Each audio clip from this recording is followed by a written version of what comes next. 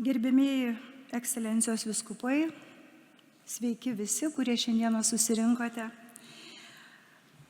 Ačiū visiems pirmiausia, kurie įdėjo tiek daug pastangų ir organizacinio darbo, meilės ir širdies, kad ši ypatinga mūsų istorijos dalis, kovos už Lietuvos laisvę ir nepriklausomybę forma, pogrindinis leidinys Aušra, šalia Lietuvos katalikų bažnyčios kronikos, būtų prisimintas po 50 metų.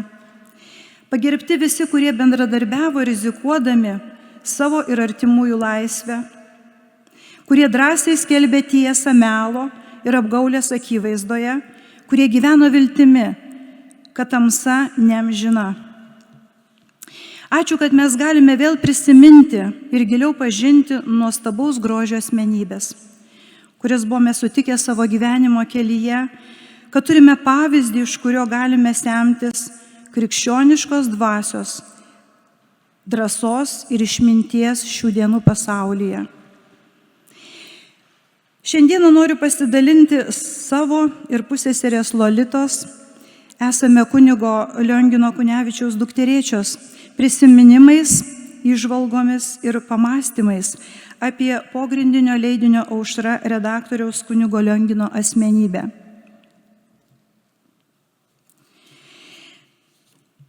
Dažnai kalbame apie žmogaus genetiką. Susipažinus su kunigo Liongino giminės medžiu, atradau savo naują terminą – dvasinė genetika.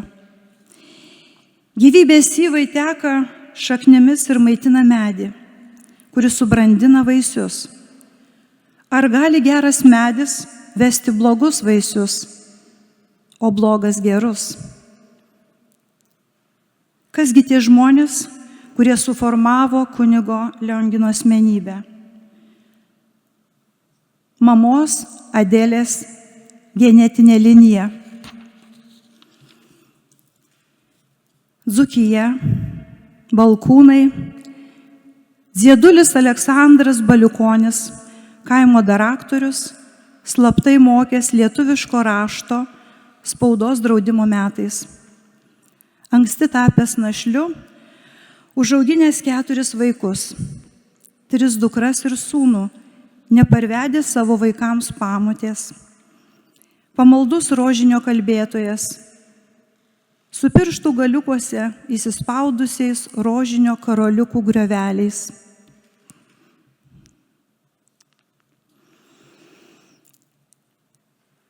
Gal norėčiau tiesiog pakomentuoti truputį labai įdomią nuotrauką.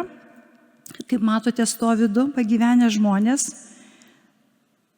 Kairėje pusėje tai yra Kunevičienė Michalina, tai tėvelio mama, mačiutė iš tėvelio pusės, ir Dziedulis, tas iš Baliukūnų, Aleksandras Baliukonis, tai mamos Adelės tėvelis.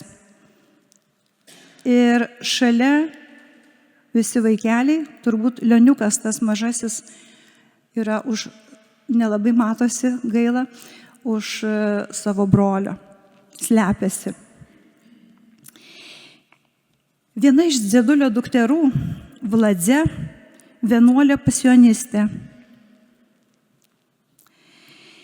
Įstojusi į vienuolyną Šveicarijoje, vėliau parvažiavusi į Prancūziją ir pasirinkusi kontempliatyvų vienuolyną. Niekada daugiau negrįžusi į Lietuvą, bet sapne mačiusi visus 5 sesers Adelės vaikus ir išpranašavusi vienam iš jų kunigystės pašaukimą, o gal ir išmeldusi. Pagaliau tėtė ir mama, Petras ir Adelė, mylintis savo šeimą, gerbiantis vienas kitą, darbštūs ūkininkai, jokie laikai ir valdžios net grasė nuo bažnyčios lankymo, šventadienių šventimo ir gyvenimo pagal duotus Dievo įsakymus. Karo metu siųsdavo savo vaikus su drobiniais duonos maišeliais pamaitinti, mėtant per lagerio tvorą, jie lytų atvežtų rusų karo belaisvių, vyrų, moterų ir vaikų. Išdalinę duoną vaikai parneždavo į namus nelaimingų alkanųjų palaiminimus. Tegul jums niekada gyvenime nepridrūksta duonos. Ir duonos nei medžiaginės, nei dvasinės šiai šeimai niekada nepritrūko. Labai anksti, dar būdamas 11 metų, mažasis Lioniukas, Spirgučiu vadinamas, pradėjo rašyti dienoraštį. Ir posmuoti eilėraščius. O kartais apimdavo toks įkvėpimas, kad net ir po 2 per dieną sukurdavo. Kaip tikras poetas pasirinko ir slapyvardį – Dykumų elnis. 1943 metais per kūčias savo dienoraštyje parašo pranašingus žodžius apie didžiąją savo svajonę. Viskas tai tik niekas. Čia tik lauki, čia žiūrėk jau baigėsi, taip ir eina šis silpnas kaip mažo vabalėlio gyvenimas. Vien tik prašau Dievą, kad būčiau kunigas. Kasdien rytais dažnai dar neišaušus bėga į bažnyčią patarnauti šventom mišiom, o po jų gimnaziją. Mintis apie pašaukimą į kunigystę neapleidžia. Baigta gimnazija, bet vėl reikalinga auka. Atidėti stojimą į kunigų seminariją bent 2 metams, kol brolis Česlovas ir sesuo Regina baigs medicinos studijas, baimė, kad jų neišmestų. Taigi laikinai Lionginas pasirenka mokslus Vilniaus universiteto istorijos, filologijos fakultete, bibliotininkystę. Prabėga 2 metai, baigia studijas brolis ir sesuo. Susitikęs universiteto kieme brolį Česlovą, kuris buvo vyresnis, Lionginas džiaugsmingai praneša: 2 metus studijavau marksizmą, leninizmą, dabar išeinu teologiją studijuoti. Aišku, brolis labai nustemba, bet sako: broli, tai tavo pašaukimas ir vykdyk jį, ir eik drąsiai. Taigi 1953 metais pagaliau svajonė, kuri lydėjo nuo vaikystės, išsipildo.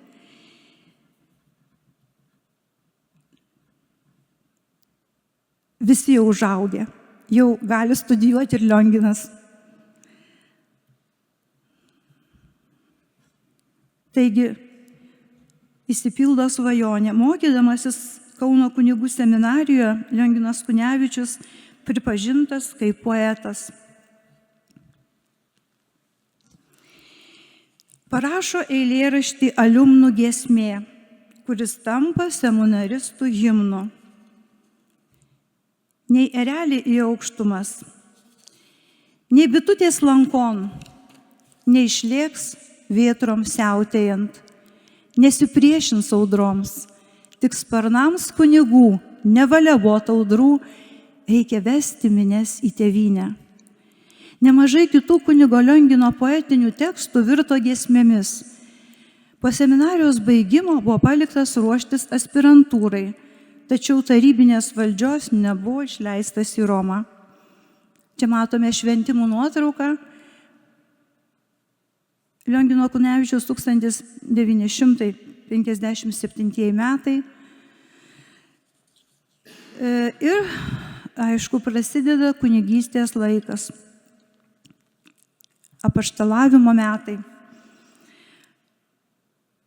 Tada jums bus proga liudyti. Jau nuo pirmųjų kunigo Liongino paskyrimų į parapijas prasidėjo ir persekiojimo laikas.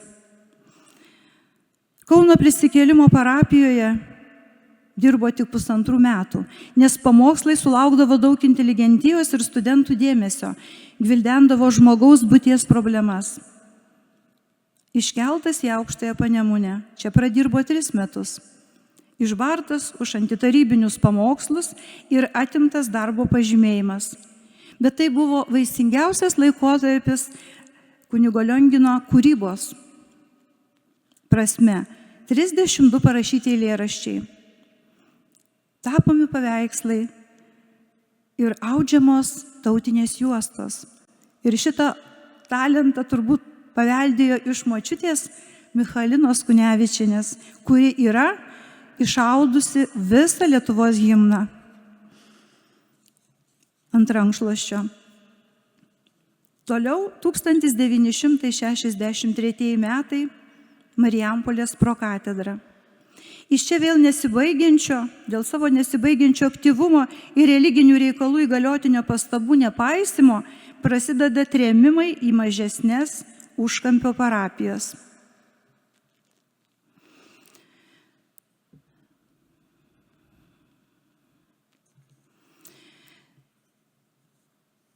Įdomus turbūt dokumentas, dabar labai sunkiai įsivaizduojama, kad kurijos dokumentas yra 2 kalbom rašomas, ir rusų kalba, ir lietuvių kalba. Reiškia, priežiūra buvo be galo ypatinga.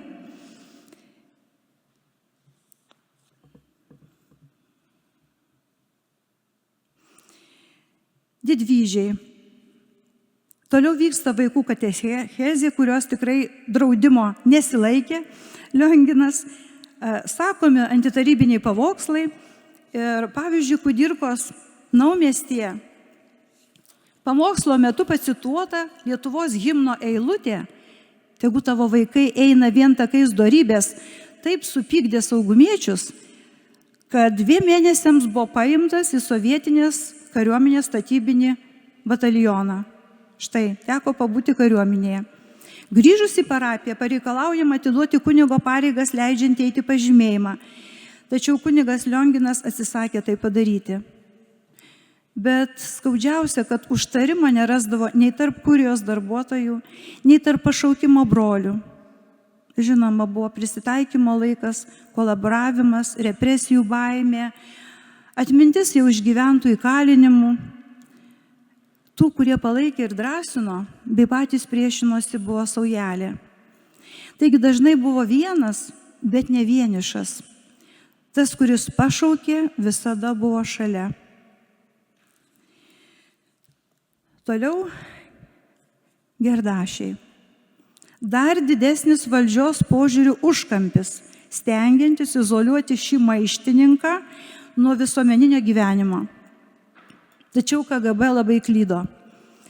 Gerdašiuose kunigas Lionginas ir toliau ruošė vaikus pirmai komunijai, dalino meilę ir rūpestį savo parapijiečiams.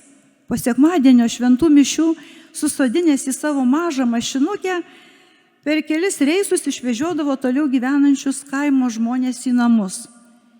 Dažnai keldavosi valtimi į kitą Nemuno krantą, Gudiją, kad suteiktų ligonio sakramentą, palaidotų mirusį ar bent kapo duobę pašventintų. Esu girdėjusi liudijimus, kad ir pamokslą pasakydavo prie kapo duobės, nes mokėjo lenkų kalbą. Savo jėgomis atremontavo bažnyčios šventorių, išliejęs betoninės plyteles, vasaros atostogų metu priimdavo mus, savo dukterėčias ir sūnėnus į klebono stovyklą. Kadangi mes buvom ne pionieriai, tai kitų stovyklų mums ir neegzistavo. Tai buvo pati geriausia stovykla, kurią mes prisimename visi savo visą likusį gyvenimą. Pas savo dėdę kunigą Lionginą mes išėjome pasiruošimo pirmai komunijai studijas. Čia dar vienas įdomus labai dokumentas, būtent autentiškas pareiškimas gal gali perskaityti Lazdijų poskyrio viršininkui Valstybės saugumo komiteto, taip pat pareiškimas, pasiaiškinimas dėl tų visų persekiojimų ir baudimų už tiesos žodį. Pirma komunija vaikų, čia mūsų abiejų su minėta pusseserė, pirma komunija taip pat Gerdašiuose. Taigi skirdavo mums laiko toj stovykloje vasaros ir pramogoms, kartu eidavome žvejoti, maudyti, žaisdavome futbolą ir ypač verždavomės į klebono raštinę, kurioje buvo labai įdomus albumas apie švenčiausios mergelės Marijos apsireiškimą Fatimoje su tikrų regėtojų nuotraukomis. Ir vis laikas nuo laiko prašydavome klebono papasakoti šią nuostabią istoriją. Matydavome, jo kartais atvažiuoja kunigas Pranas Račiūnas, kurio pasakojimai apie tremtį ilgam prikaustydavo mūsų visų dėmesį. Retkarčiais užklysdavo vienas kitas nepažįstamasis, su kuriuo kunigas Lionginas ilgai vakarodavo. Ryte mums buvo smalsu sužinoti, kokiu reikalu jis užsukdavo.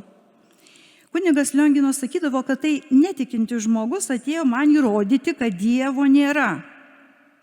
Ir mes vaikiškai klausdavom, o koks jis išėjo, ar pasisekė jam įrodyti Dievo buvimą? Kunigas Lionginas tik nusijuokdavo ir paliudydavo, kad išėjo susimąstęs ir jau netoks piktas, koks atėjo. Kad kunigas Lionginas Kunevičius 13 metų redagavo Aušrą, sužinojome tik po Lietuvos nepriklausomybės atkūrimo. Vienintelis žmogus iš pačių artimiausių, kuris tą paslaptį žinojo, buvo Lolita Kurklinskaitė, kunigo Liongino Kunevičiaus dukterėčia, mano pusseserė.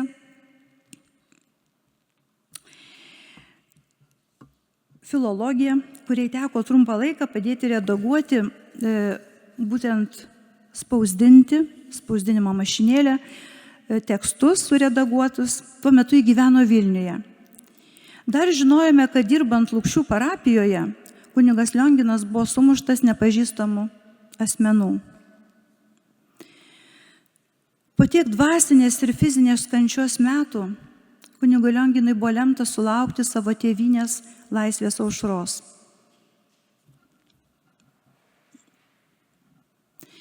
Čia įdomus irgi turbūt dokumentas, būtent tardymų statistika. Įdomus tuo, kad visi tie iškvietimai, visi aiškinimaisi buvo užfiksuoti tiesiog metais, matot, ir dėl kokio reikalo jis buvo kviečiamas į tuos pasiaiškinimus.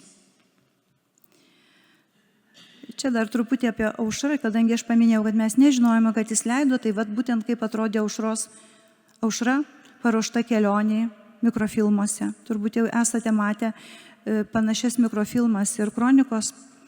Taip ir kronika keliavo, taip ir Aušra keliavo. Tokiu būdu. Taip, dabar nuostabi nuotrauka yra išlikusi Sąjūdžio steigiamo susirinkimo, kuriame kunigas Lionginas dalyvavo delegato teisėmis. Yra išlikęs jo būtent delegato pažymėjimas. Laisvo žmogaus šypsena, viltimis spindinčios akis ir susikibę rankos su pašaukimo broliais. Niekada nebuvau jo mačiusi tokio laimingo. Pagaliau pergalėjau taip arti. Ir žinoma, bemiegė naktis po suvažiavimo vakaro, po žinios, kad grąžinama Lietuvos šventovių motina Vilniaus katedra. Ir per naktį buvo parašytas dar karštas nuo įkvėpimo jaudulio eilėraštis katedrai, perskaitomas anksti ryte, auštant prie dar uždarytų šventovės durų, išgirstas daugybės aikštėje laukiančių laisvės stebuklo žmonių. Tai buvo didysis pergalės džiaugsmas. Taip jau dievulis lėmė, kad savo pirmosiomis gyvenimo dienomis ir paskutinėmis kunigo Liongino gyvenimo dienomis galėjau būti šalia jo. Kunigas Lionginas buvo mano krikšto tėvas.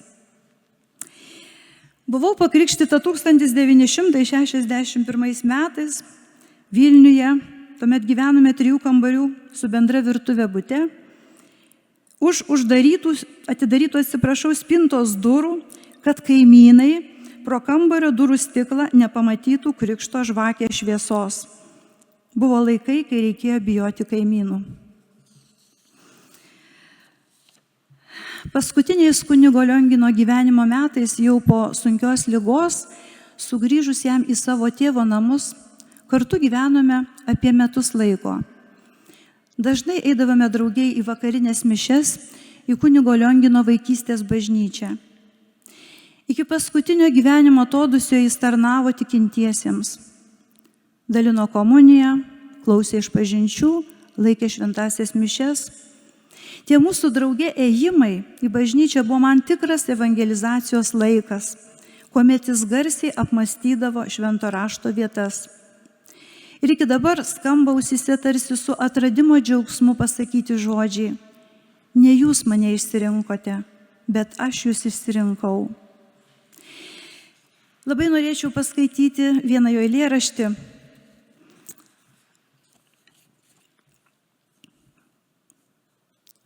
Šiuo pavadinimu yra išleista ir knyga apie Liongino Kunevičiaus biografiją. Amžinasis mano ilgesys. Vos tik ankstų rytmetį aš pabundu ir pasveikina mane saulutės spindulys, oi neatsilieka, keliasi kartu ir beribis amžinasis mano ilgesys. Per dienužę aidi nuostabus balsai, žemė sveikina pakilęs mielas vyturys, širdžiai šneka žmonės, saulė ir žiedai, bet garsiausiai amžinasis mano ilgesys. Jeigu įkvėpimo ugnys dega manyje, jeigu meilės ir kančios pilna buitis, tai todėl, kad neramuoliai širdyje visad gyvas amžinasis mano ilgesys. Vėlus vakaras ir nuovargis darbų užgesina languose ir širdyse ugnis, bet vėliausiai iš šviesiųjų žiburių merkia sielai amžinasis mano ilgesys. Ir tada, kai savo šaltąją ranką prisilies prie mano degančio širdies mirtis, tartum švento aukuro negestanti liepsna, kituose degs amžinasis mano ilgesys. Panemunė, 1960 metai, rugsėjis. Labai ačiū tikrai už galimybę paliudyti tai, ką prisimeniau, tai, ką esu girdėjusi iš savo artimųjų pasakojimų ir tai, ką turėjau progą išgyventi besiruošdama šiai konferencijai. Tai buvo man tikrai didžiulė Dievo palaima, didelė dovana man pačiai ir didžiulis džiaugsmas, kad dar kartą pažinau savo krikšto tėvą, dar kartą supratau jo visų darbų prasmę Lietuvai. Niekada netikėjau, kad atsidursiu detektyve. Bet pasirodo, aš iš viso dievuliui labai daug esu visokių vardų davus. Nuostabių, tai vienas iš jo vardų tai tikrai labai geras detektyvų meistras. Ir visi detektyvai būna išrišti, svarbiausia. Pabaiga būna laiminga, čia dar svarbiau. Tai viskas prasidėjo, atrodo, labai paprastai. Aš tiesiog norėčiau tą kelią truputėlį trumpai jums papasakoti,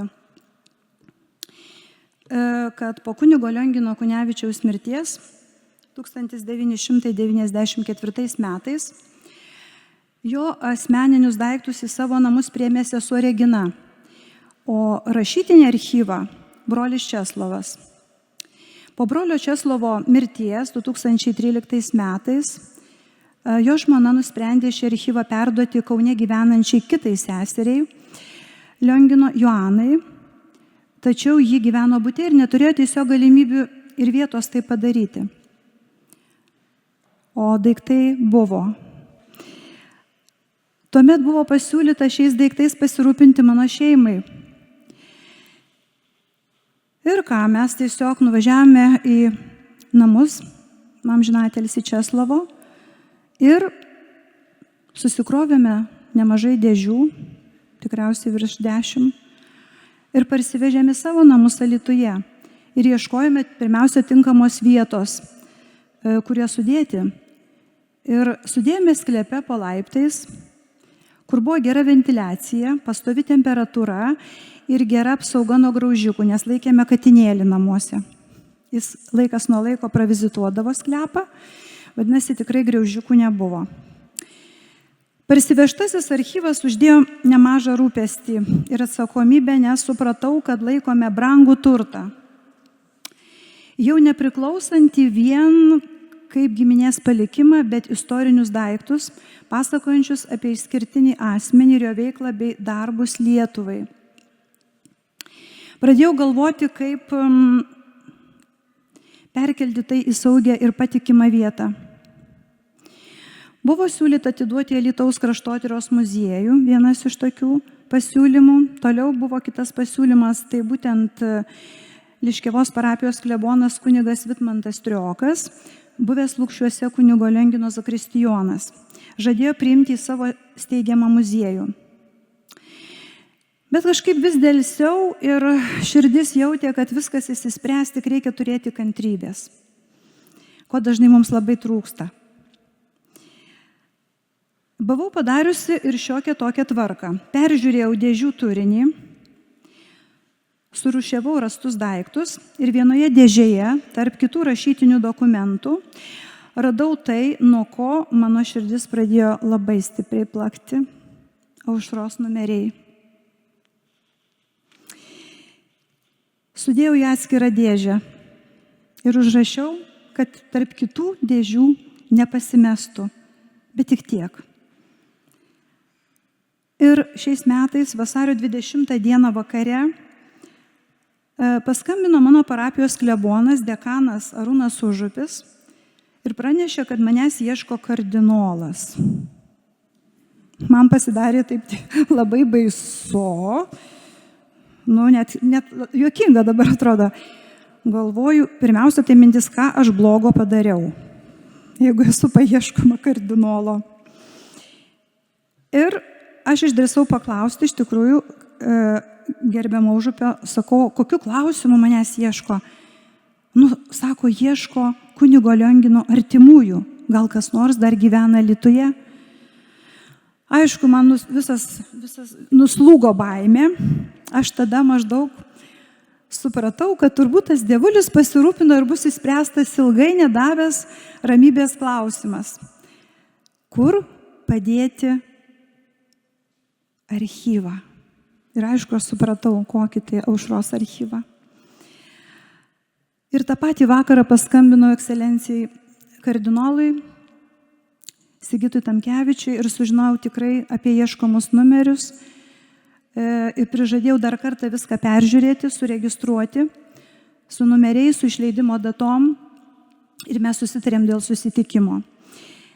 Ir tas susitikimas įvyko, buvo iš tikrųjų labai jautru, nes aš dar sužinojau papildomų faktų apie kunigą Lionginą, apie Aušros pradžią, visas ištakas, kad pirmi 5 numeriai buvo leidžiami, iš tikrųjų ekscelencija leido juos pirmus 5 numerius, po to susitiko su kunigu Lionginu ir sako, Lionginai, aš jau nebepajėgiu, aš jau ir kroniką leidžiu, būk žmogus, ar tu galėtum redaguoti? Ir sako, mano nustebimui, Lionginas sako, žinoma. Ir tuomet perduota buvo redagavimo, visas darbas redagavimo. Ir sako, žinai, kas mane labiausiai žavėjo jame, kad jis visada mano užsakymus, nes reikėjo tam tikrą laiko tarpą nustatyti, kada jie bus išvežami, juk reikėjo paruošti mikrofilmus, išvežti užsienį, jis visada padarydavo viską laiku.